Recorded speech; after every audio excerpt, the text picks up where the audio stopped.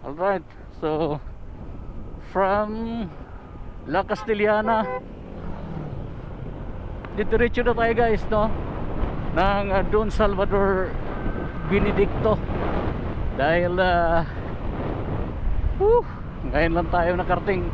Grabe ang ulan dun sa may La Castellana. Bumuhos na yung ulan hanggang doon na lang tayo kumain. Bala ko pa naman sana dito sa may Don Salvador Benedicto, pero lalaganin tayo. Kaya ito na, no?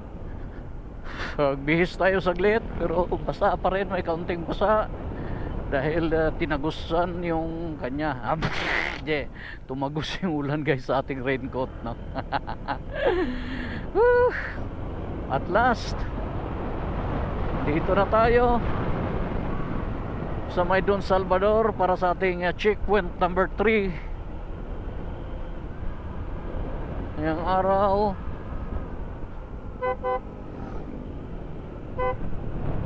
Ayan yung kasamahan natin. Meron pa silang La Castellana. Malamang yun papunta pa doon sa may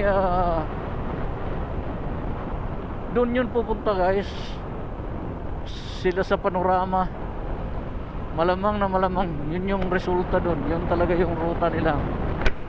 Alam ko na yun kasi bakit sila naparito kung wala silang panorama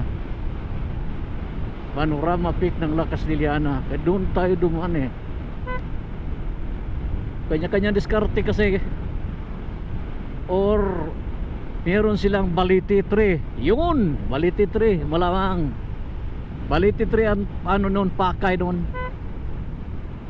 Tayo naman kapwistuhan na lang ang kulang matapos dito sa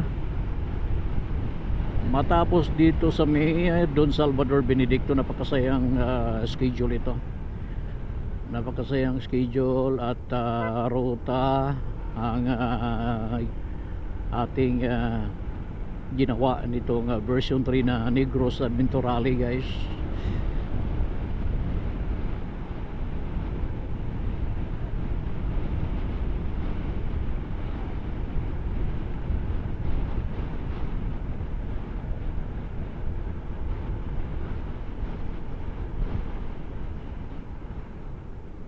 Dito tayo, kakanan tayo dito dahil